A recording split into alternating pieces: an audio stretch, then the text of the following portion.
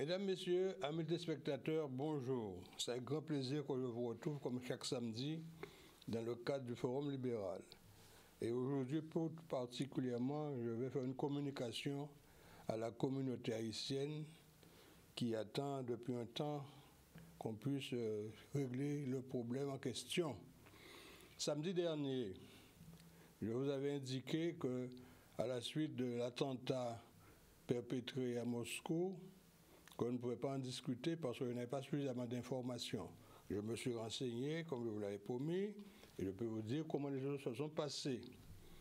Et finalement, là, je vais terminer par cette intervention que je devais faire pour la communauté haïtienne à la suite d'un jugement rendu par la Cour administrative d'appel de Bordeaux. Alors, tout d'abord, pour ce qui concerne l'attentat à Moscou.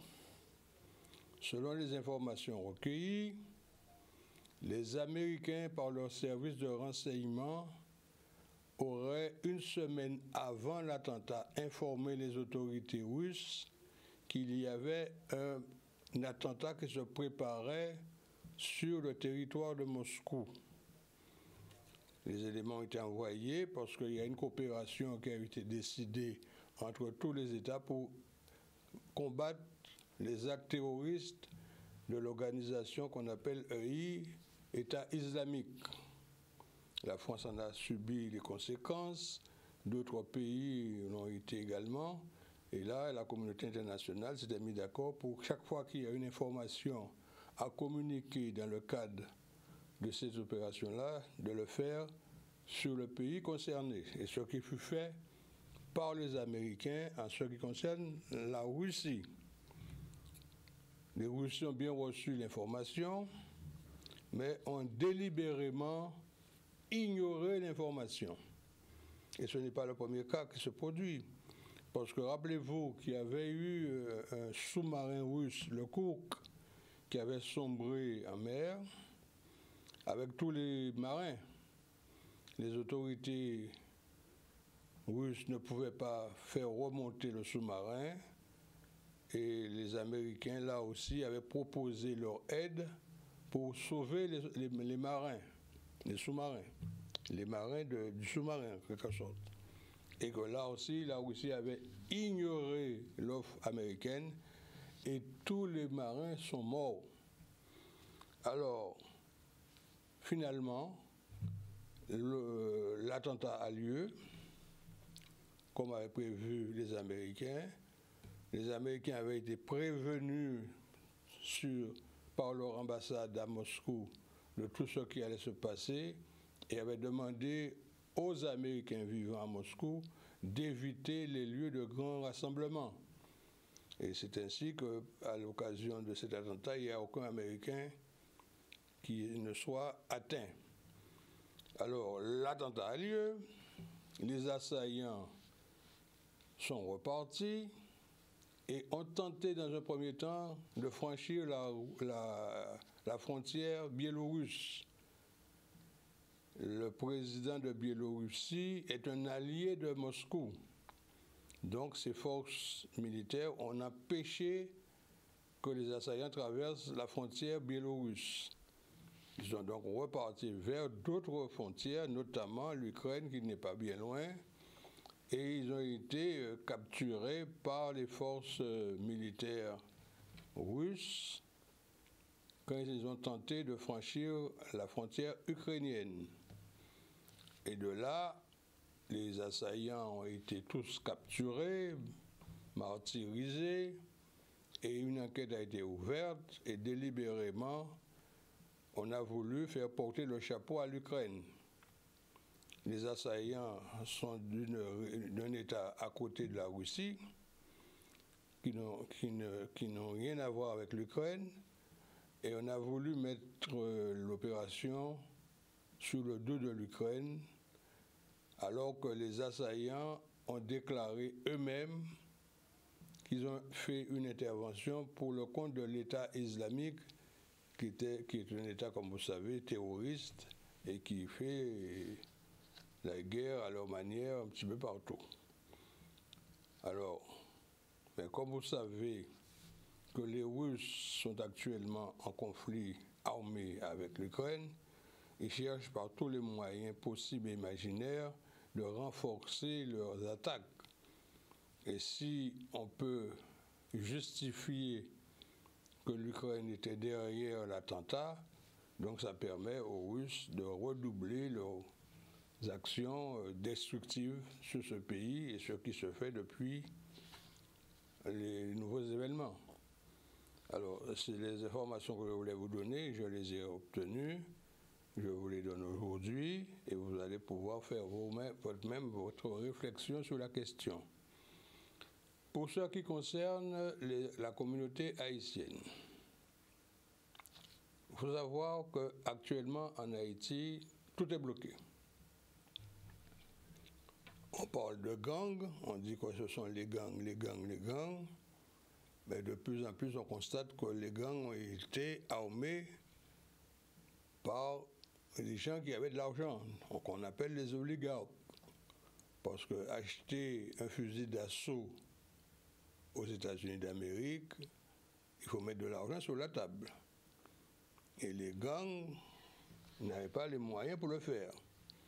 Donc il a fallu que d'autres personnes les financent pour se constituer en gang. Et c'était dans la démarche initiale de contrer les actions qui avaient été menées par l'ancien président Jovenel, qui a été assassiné, comme vous savez, dans la nuit du 6 au 7 juillet 2021. Tout est constitué alors qu'il est, puisqu'il y a des personnes qui ont participé à l'assassinat du président Jovenel, qui ont été incarcérés aux États-Unis et qui ont déclaré effectivement que c'était un coup d'État monté et que toutes les autorités, la plupart des autorités haïtiennes étaient dans le complot, quoi. Mais jusqu'à présent, il n'y a eu aucun jugement et il y a des gens qui ont théoriquement participé au complot qui sont en toute liberté. Je vous rappelle seulement que Haïti est un État qui a une constitution. Voilà la constitution d'Haïti qui date de 1987. Un renouvellement de constitution, parce que la première constitution remonte depuis à 1805, après que les Haïtiens aient combattu les Français et qu'ils avaient pris leur indépendance, il y a eu une première constitution. Cette constitution a été remaniée en 1987 et voilà la constitution de 1987, exactement du 29 mars 1987. Et dans cette constitution de 1987, il y a un article, l'article 149, qui prévoit ce qu'il méritait de faire quand un président est indisponible. Soit pour cause de maladie, soit pour cause de décès, il est indisponible. Et voilà ce que dit la Constitution. En cas de vacance de la présidence de la République, pour quelque cause que ce soit, le président de la Cour de cassation de la République ou à défaut, le vice-président de la Cour de cassation ou à défaut de celui-ci, le juge le plus ancien, et ainsi de suite, prend le pouvoir, quoi. Et il nomme un Premier ministre, et le Premier ministre avait déjà été nommé par le président de la République, mais n'avait pas été installé. Et ce Premier ministre a un délai de 45 jours ou en 90 jours pour provoquer de nouvelles élections présidentielles. C'est la Constitution d'Haïti qui le dit. Or, il y a tout un tas de manœuvres qui sont faites pour modifier les choses et on va jusqu'à ce qu'une organisation régionale, en l'occurrence le CARICOM, aurait pris l'initiative de constituer une commission présidentielle, ce qui ne lui donne aucun pouvoir d'ailleurs. Il n'a pas ce pouvoir vis-à-vis de la Constitution d'Haïti pour monter une commission présidentielle qui élaborerait en quelque sorte des propositions pour créer de nouvelles élections présidentielles. Bien entendu, le peuple haïtien n'est pas d'accord pour cela parce qu'il y a précisément un monsieur qui s'appelle Guy Philippe, qui était un ancien sénateur de la République d'Haïti, qui avait été emprisonné un temps aux États-Unis, mais qui est revenu après 6 ans d'incarcération et qui prend la tête d'une forme de révolution. Et c'est ce monsieur Guy Philippe, que les Haïtiens souhaitent devenir président. On est là pour le moment. La commission du CARICOM a été établie de 9 membres, mais jusqu'à présent, ils ne se sont pas encore mis d'accord pour désigner un président pour la présidence de la commission présidentielle. Un président pour la commission présidentielle n'arrive pas à se mettre d'accord.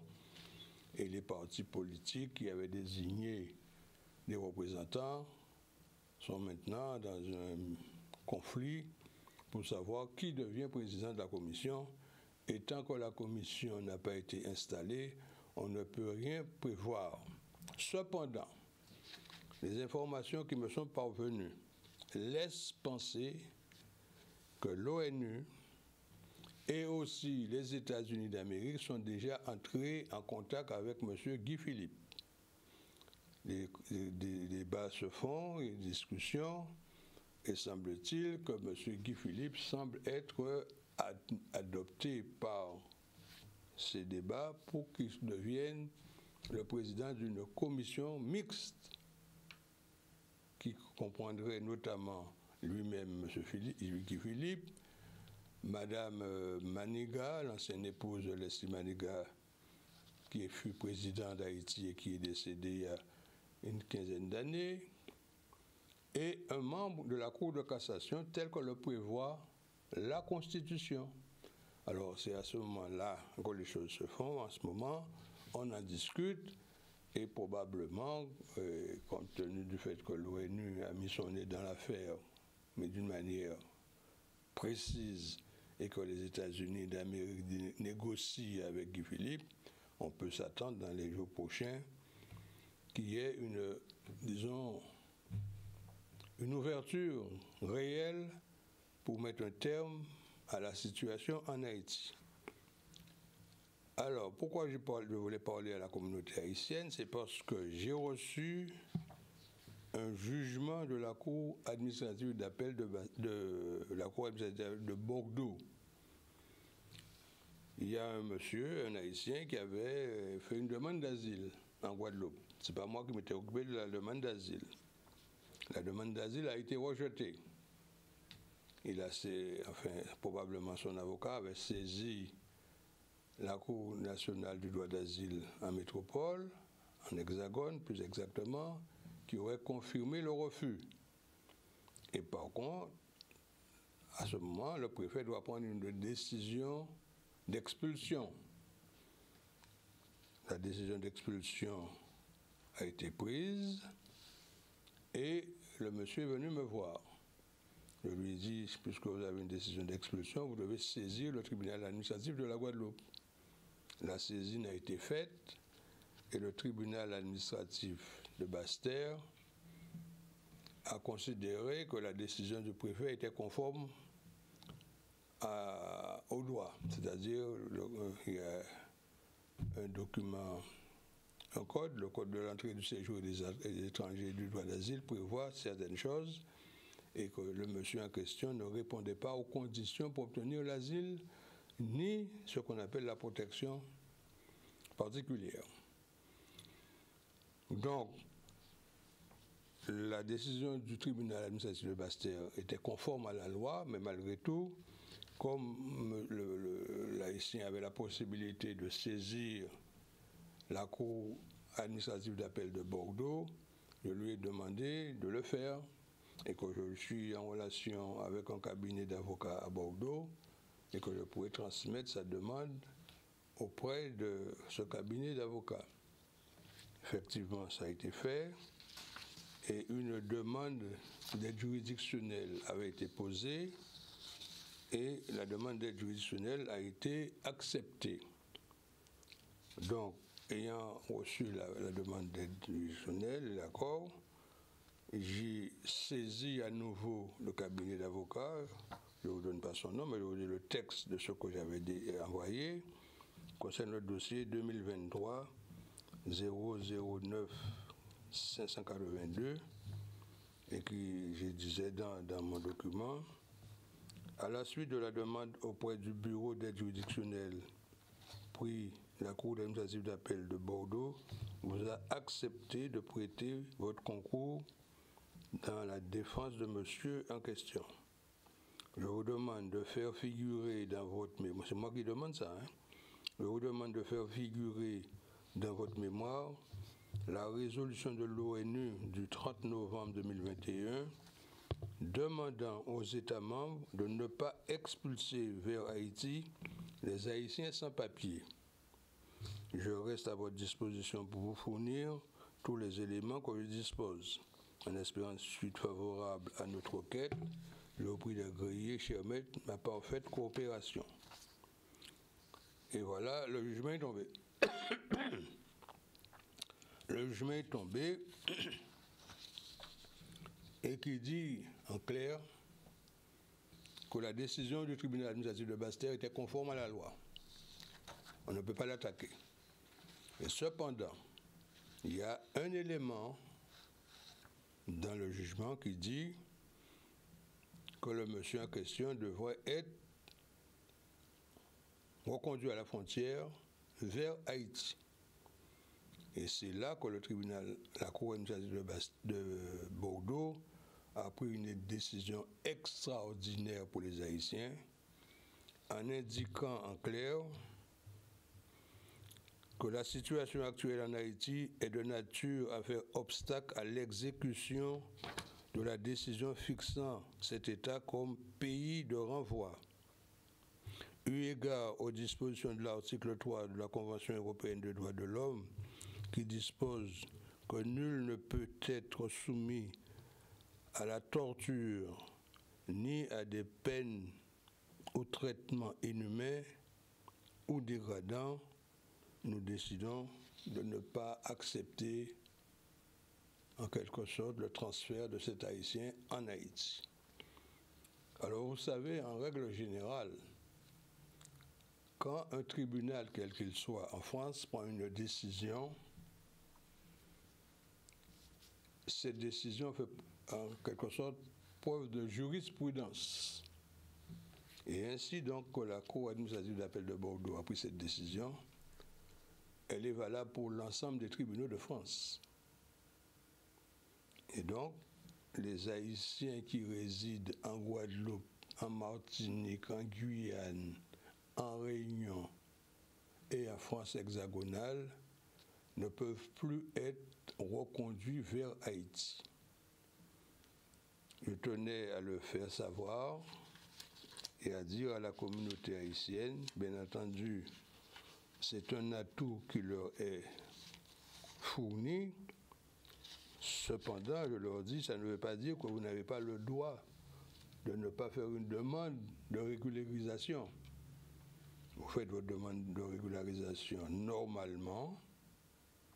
Si votre demande est rejetée, les services préfectoraux ne peuvent pas inclure dans l'arrêté d'expulsion de vous reconduire vers Haïti. Et c'est là pour vous un atout. Et je dis à tous les responsables de Guadeloupe, notamment les entrepreneurs, les entreprises qui embauchent les Haïtiens en situation irrégulière, il faut insister auprès de leurs salariés irréguliers de présenter une demande de régularisation en préfecture et compte tenu de ce que vient de décider Bordeaux, il y a de fortes chances qu'ils obtiennent une régularisation. Alors je vous ai parlé de la résolution de l'ONU, le voilà, c'est ça, ce document-là. qui date exactement du 30 septembre 2021 et qui dit « L'ONU lance un cri d'alerte pour la protection des Haïtiens menacés d'expulsion ». Et c'est sur la base de ce document-là que j'ai demandé à l'avocat de Bordeaux de faire état de cela. Et ça a porté ses fruits puisque le jugement indique qu'on ne peut plus expulser les Haïtiens vers Haïti. S'ils ont un endroit autre qu'Haïti qui peuvent être acceptés, on peut le faire partir, mais jamais en Haïti compte tenu de la situation catastrophique qui règne dans ce pays. Alors, mesdames, messieurs, je tenais absolument à venir aujourd'hui informer la communauté haïtienne de cet arrêt. Et bien entendu, ils savent dorénavant qu'ils doivent malgré tout se rendre en préfecture pour demander leur régularisation. C'est un atout pour eux. Une fois que la demande est déposée et examinée en préfecture, déjà au départ, si votre dossier est complet, on vous donne un récépissé et le récépissé vous permet de travailler, enfin, quand je dis travailler, si vous avez obtenu une autorisation de travail, parce que le récépissé peut indiquer qu'il y a une autorisation de travail. Si vous avez une autorisation de travail, vous pouvez vous présenter dans n'importe quelle entreprise et votre employeur peut faire le nécessaire, notamment en établissant une déclaration préalable d'embauche. Et cette déclaration préalable d'embauche vous protège et le protège également. L'entreprise est protégée dès lors qu'il y a eu un contrat de travail avec une déclaration préalable d'embauche auprès de l'URSSAF en bonne et due forme. Voilà, mesdames, messieurs, ce que je vais vous dire aujourd'hui.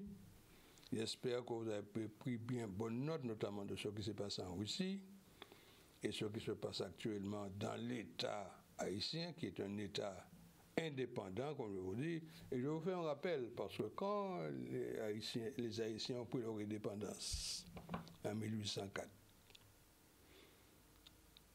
ils ont sorti sur l'autorité française.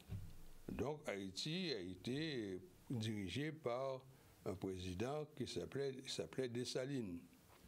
Et Dessalines avait décidé d'octroyer des terres aux anciens esclaves pour produire à manger, ce qui fut fait. Mais dans le même temps, aussi aux États-Unis, il y a eu une abolition au niveau des Noirs esclaves. Alors, beaucoup de Noirs esclaves des États-Unis sont venus s'installer en Haïti pour y travailler. Il y a également les Jamaïcains, le statut des Jamaïcains avait été aboli également. Les Jamaïcains sont venus travailler en Haïti. Ils ont, en quelque sorte, faut travailler normalement, gagner leur vie.